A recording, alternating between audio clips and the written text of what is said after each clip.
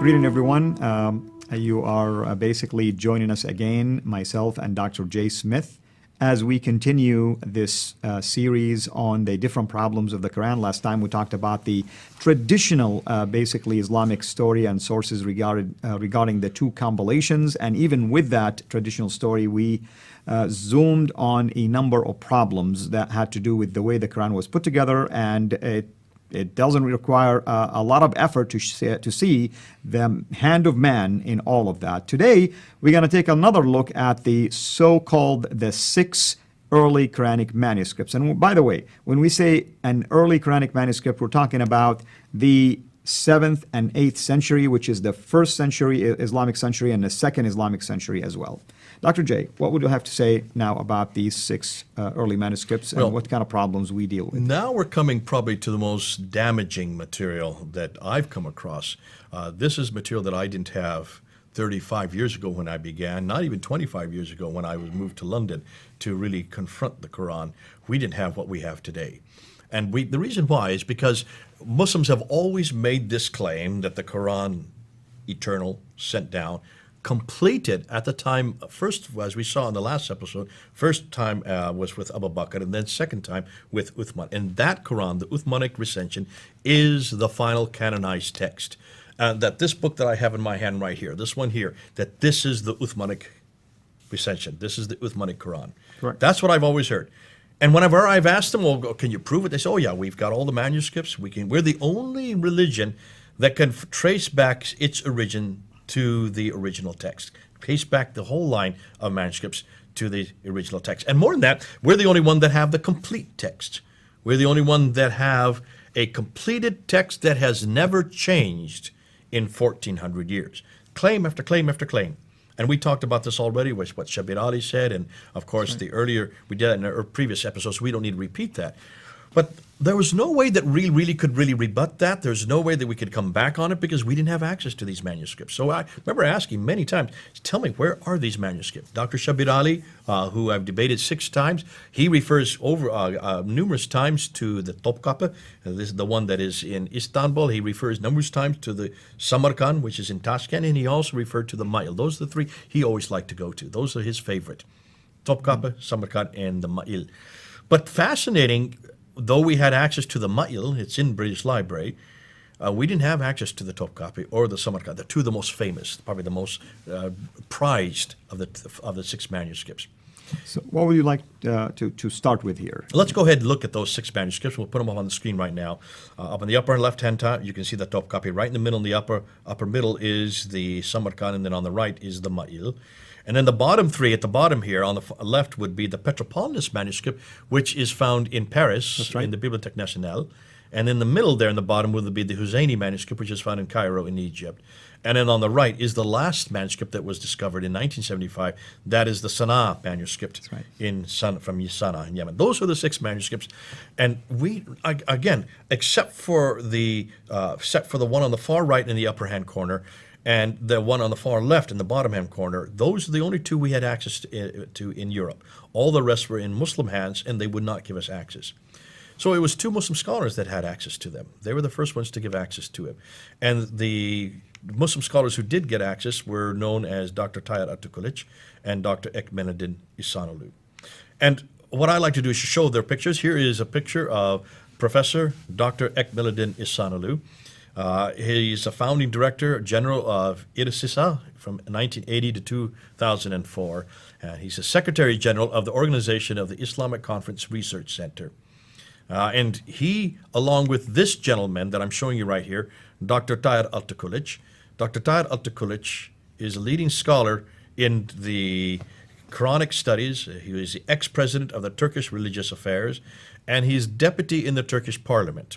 So this man is high up. In fact, he's more the scholar than Ekmelettin İhsanoğlu is. And it's Atıkuliç, really, who is the author of the book they both came up with that we see there on the slide called Al-Musaf al-Sharif. Now, you have this book, do you not? That's right. And it's basically they took the images of these manuscripts and put it together in what looks like a Quran, basically. Okay. Now, we do have the book ourselves back in London at our library there. I know Dan Brubaker has one in his library. Josh Lingle has one in his library. So a number of us have paid the $400 to get the entire book, because it was then published in 2009. The English copy was made available in 2013.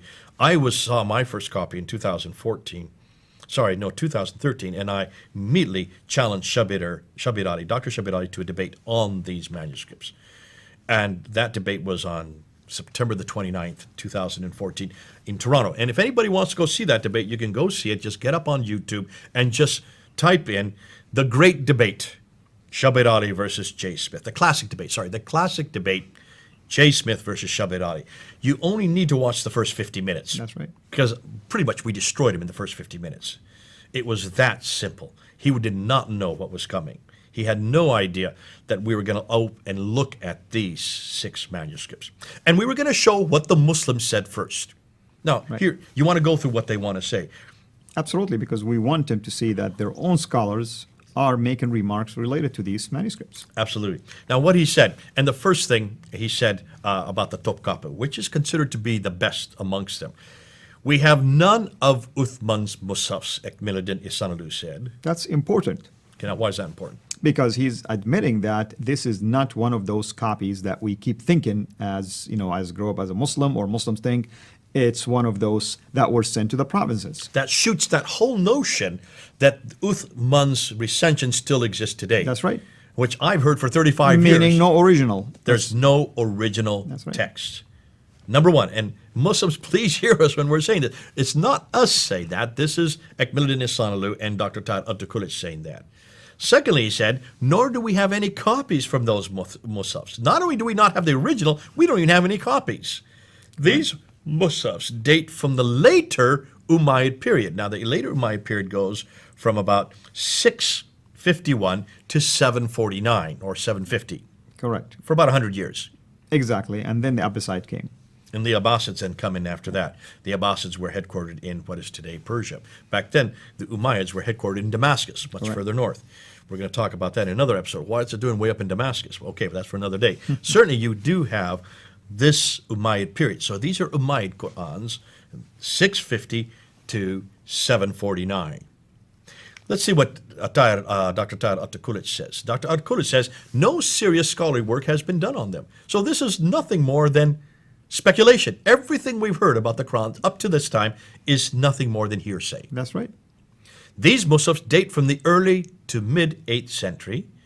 They are not Uthmanic, nor copies sent by him. So there goes that theory too. Now, let's look at the Topkapi, and let's go through real quickly. We don't have time to go through all of them.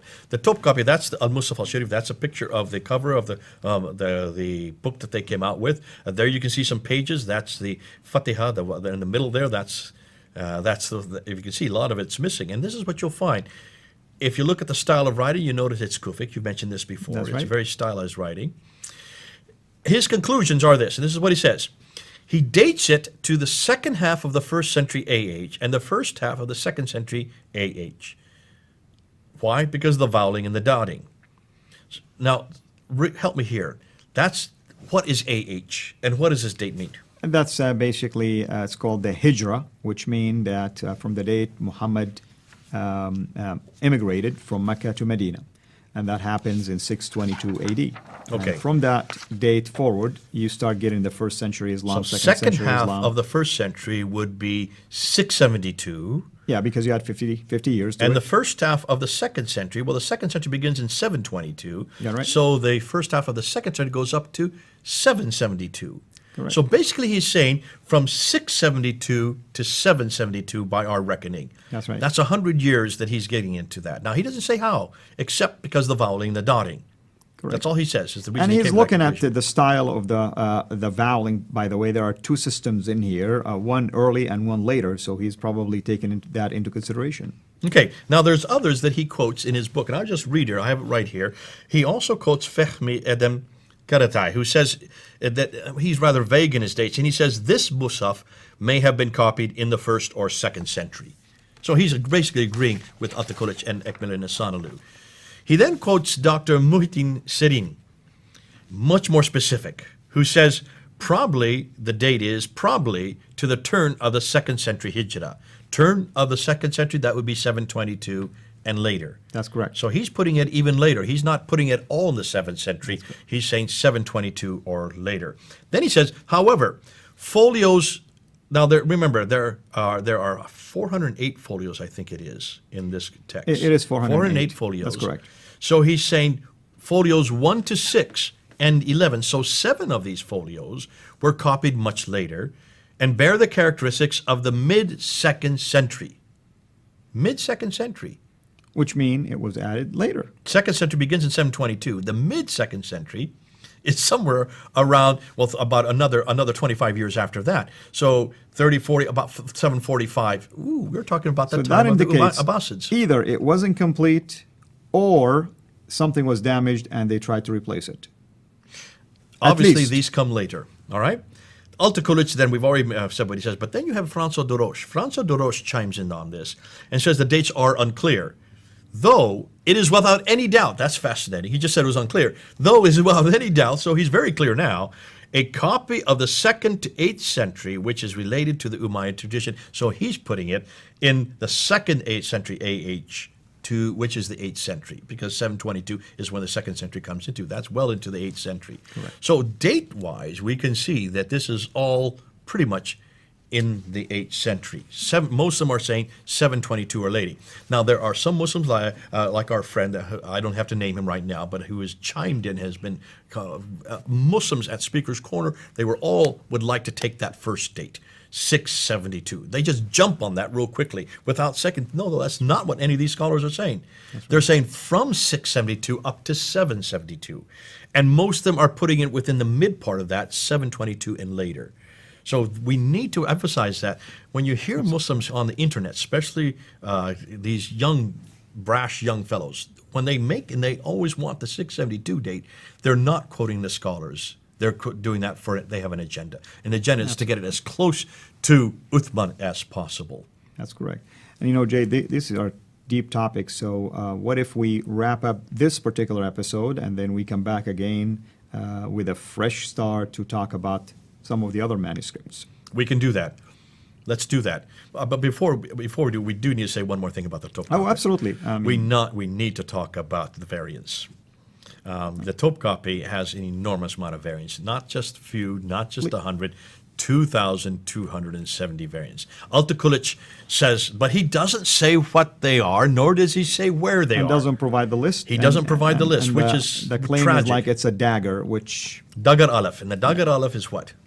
It's just a short aleph, basically, that you put it above, basically, a letter to make it sound like an ah. A long ah. And it was added at a later date, which we know the Dagar Alefs were invented much later. That's right. And so he's saying that that's all it is. No, he's not. He's saying quite a number of them. 2,700 inches where there is a difference from the consonantal text of the Fahd. Now, when he says Fahd, that would be the authorized text that came in 1924. Fahd is another name for the 1924 Cairene text. So we need to say that. And here's quick differences between, here's one of those variants that you see in Surah 14, Ayah 38 by Keith Small. Dr. Keith Small shows this as an example where you have in the Topkapi, you know what we conceal and what he revealed. If you look at today's text, it's been you know what we conceal and what we reveal. So that's a huge difference now. Who's talking in the first one versus who's talking in the second one? That's now. right. What's the text content? Here's another one in Surah 3, Ayah 158. If you should die or be slain, you shall not be gathered.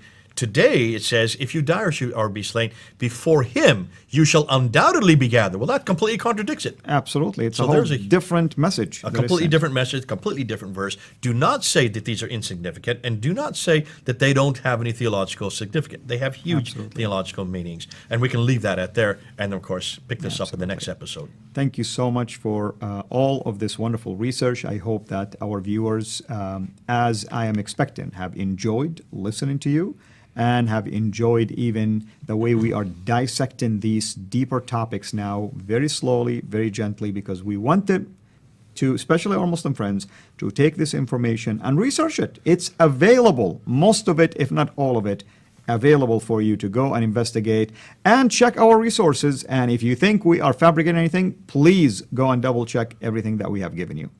Thank you so much, brother. Till we meet again, have a blessed day.